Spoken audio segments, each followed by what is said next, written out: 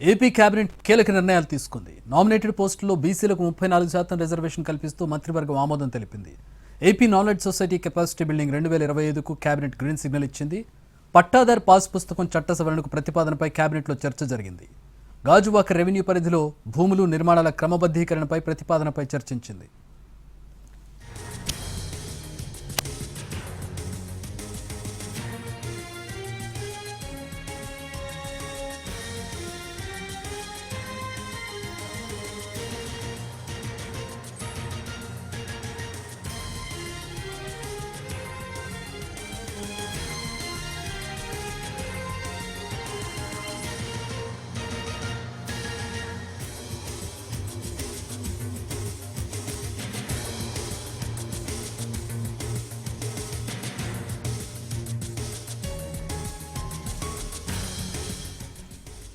AP cabinet కీలక నిర్ణయాలు తీసుకుంది. నామినేటెడ్ పోస్టుల్లో బీసీలకు 34% రిజర్వేషన్ కల్పిస్తూ మంత్రివర్గం ఆమోదం తెలిపింది.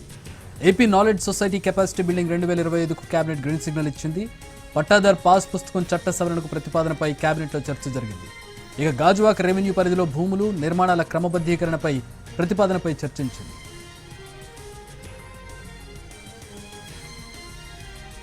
కేబినెట్ భేటీకి సంబంధించి తీసుకున్న నిర్ణయాలకు సంబంధించి మా ప్రతినిధి ప్రసన్న మరిన్ని వివరాలు అందిస్తారు. ప్రసన్న, అంటే ఓవరాల్ గా ఈ కేబినెట్ సమావేశంలో నామినేటెడ్ పదవుల్లో 34% రిజర్వేషన్లు ఇవ్వడానికి నిర్ణయం తీసుకుంది. అంటే నామినేటెడ్ పోస్టులో 34% బీసీలకు ఇవ్వాలని ప్రధానంగా, ఎందుకంటే గత ప్రభుత్వం 50% బీసీ, ఎస్సీ, ఎస్టీ మైనార్టీలు కేటాయించింది. దాన్ని రద్దు చేస్తూ 34% కేవలం బీసీకి ఇవ్వాలన్న ఒక నిర్ణయాన్ని ఈ కేబినెట్ సమావేశంలో ప్రధానంగా తీసుకోవడం జరిగింది. దీంతో పాటు కొన్ని కీలక నిర్ణయాలు ఉన్నాయి. ఏంటంటే సౌర విద్యుత్తులకు సంబంధించి ఎస్ఐపిబి గతంలో కొన్ని విద్యుత్తులకు సంబంధించి ఆమోదం తెలిపింది. వాటి విషయంలో కూడా కేబినెట్ ప్రధానంగా నిర్ణయం తీసుకున్న ప్రస్తుతం కనిపిస్తోందని చెప్పుకోవచ్చు.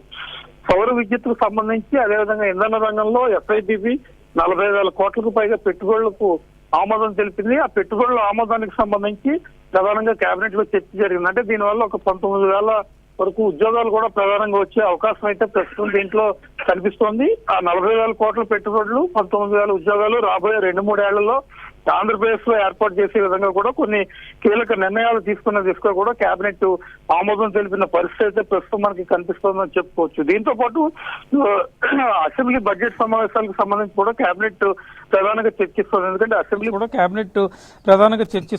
అసెంబ్లీ బడ్జెట్ సమావేశాలు ఈ నెల 24 నుంచి నిర్వహించడానికి ప్రభుత్వం ప్లాన్ చేస్తుంది. బడ్జెట్ సమావేశాల్లో ప్రధానంగా ఎన్ని రోజులు నిర్వహించాలి ఏంటి అనే దాని మీద కూడా కీలక నిర్ణయాలు తీసుకుంది. దీంతో పాటు ఈఏపీ ప్రాజెక్టులు మినహా ఏపీ సిఆర్డీఏ చేపట్టే పనులు టెండర్ల పరిమితి పెంచుకోవడం కోసం నిబంధనల సవరణ కూడా కేబినెట్ ప్రతిపాదనలు అందజేసింది. ప్రధానంగా ఎందుకంటే సిఆర్డీఏ టెండర్ వర్క్స్ ప్రస్తుతం నడుస్తూ ఉన్నాయి.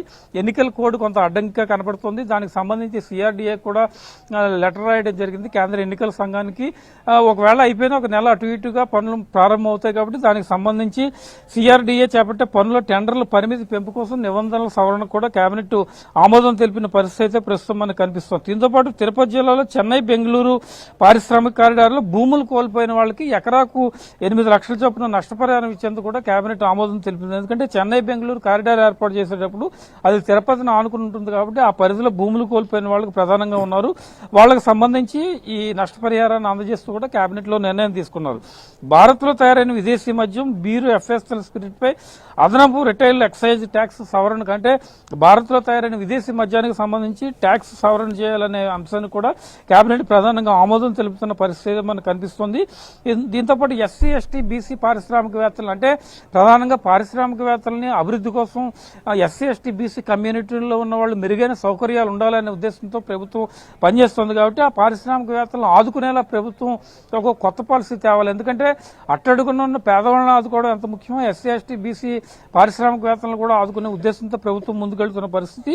ఈ పారిశ్రామికవేత్తలకు అదనపు ప్రోత్సాహకాలు, అంటే వాళ్ళు ఆంధ్రప్రదేశ్లో పెట్టుబడులు పెట్టినప్పుడు కొంత అదనపు ప్రోత్సాహకాలు ఇచ్చే ఉద్దేశంతో వీళ్ళకి నిర్ణయాలు తీసుకుంది. విద్యుత్ సహా పలు విభాగాల్లో ఎస్సీ ఎస్టీ మహిళా పారిశ్రామికవేత్తలకు ప్రత్యేక రాయితీలు కూడా ఇవ్వాలని, ఎందుకంటే ఇంధన పరిశ్రమలు ఏర్పాటు చేయడం, ఎంఎస్ఎంఈలు ఏర్పాటు చేయడం, కొత్తగా స్టార్టప్లు ఏర్పాటు చేయడం, దీంట్లో ఉన్న ఎస్సీ బీసీ పారిశ్రామికవేత్తలకు కొంత రిజర్వేషన్లు కల్పించాలి, మినహాయింపులు ఇవ్వాలనే ఉద్దేశంతో ప్రధానంగా కేబినెట్లో నిర్ణయాలు తీసుకున్నారు. పోలవరం ప్రాజెక్టు నిర్వాసితులకు సంబంధించి నిర్మించి ఇళ్ల టెండర్లు రద్దు చేసి కొత్తగా టెండర్లు పిలవాలనే ప్రతిపాదన కూడా కేబినెట్ ఉంది. ఎందుకంటే పోలవరం ప్రాజెక్టు నిర్మాణం ఎంత ముఖ్యమో అక్కడ భూములు కోల్పోయిన వాళ్ళు నిర్వాసితులకు నష్టపరిహారం అందించడం కూడా అంతే ముఖ్యం, వాళ్ళకి ఇల్లు ఇవ్వడం కూడా అంతే ముఖ్యం. కాబట్టి దాని మీద కూడా ప్రధానంగా చర్చ జరుగుతున్న పరిస్థితి ఇప్పుడు మనకి కనిపిస్తోందని చెప్పుకోవచ్చు. నీరు చెట్టు కింద పెండింగ్ బిల్లులు చెల్లించడానికి కూడా కేబినెట్ ఆమోదం తెలిపింది. ఇంచుమించు 330 కోట్ల రూపాయలు పెండింగ్ బిల్లు ఉన్నాయి. దీనికి సంబంధించి కూడా కేబినెట్ ఆమోదం తెలిపింది. ఇక కొన్ని కీలక అంశాలు రెగ్యులర్ డెవలప్మెంట్స్తో పాటు ఎమ్మెల్సీ ఎన్నికలకు సంబంధించి కూడా ప్రధానంగా చర్చ జరుగుతుంది. కేబినెట్ సమావేశం తర్వాత తాజా రాజకీయ పరిణామాలు, ప్రధానంగా ప్రతిపక్ష నాయకుడు వైఎస్ జగన్మోహన్ రెడ్డి చేస్తున్న విమర్శలు ఏ రకంగా ఉన్నాయి, జగన్ చేస్తున్న విమర్శలను మంత్రులు ఏ రకంగా తిప్పికొట్టాలి, ఎందుకంటే ప్రతిపక్షం చేసే విమర్శలు జనంలోకి వెళ్లే అవకాశం లేకుండా మంత్రులు ఏ రకంగా స్పందించాలనే యాంగిల్లో కూడా కేబినెట్ సమావేశం తర్వాత చర్చించే అవకాశం ఉంది. దీంతోపాటు రాబోయే ఎమ్మెల్సీ ఎన్నికల్లో అటు తూర్పు పశ్చిమ గోదావరి, కృష్ణా, గుంటూరు గ్రాడ్యుయేట్ ఎన్నికలు, వైజాగ్, శ్రీకాకుళం, విజయనగరం టీచర్ ఎమ్మెల్సీ ఎన్నికలు జరుగుతున్నాయి. కాబట్టి ఈ ఎమ్మెల్సీ ఎన్నికల్లో ఇన్ఛార్జి మంత్రులు కీలక రోల్ తీసుకోవాలని ఇప్పటికే ముఖ్యమంత్రి ఆదేశాలు ఇవ్వడం జరిగింది. దాని మీద కూడా ప్రధానంగా దృష్టి పెట్టే అవకాశాన్ని మంత్రులు తీసుకోవాలని చెప్పే పరిస్థితి అయితే మనకు కనిపిస్తోంది. ఓవరాల్గా ఈ పరిపాలనాపరమైన అంశాలు 21 అంశాల ఎజెండాతో ఏపీ కేబినెట్ సమావేశం జరుగుతుంది. కేబినెట్ సమావేశం తర్వాత తాజా రాజకీయ పరిణామాలు కూడా ప్రధానంగా చర్చకు వచ్చే పరిస్థితి అయితే మనకి కనిపిస్తూ ఉంది. All right, thanks for the updates Prasanna.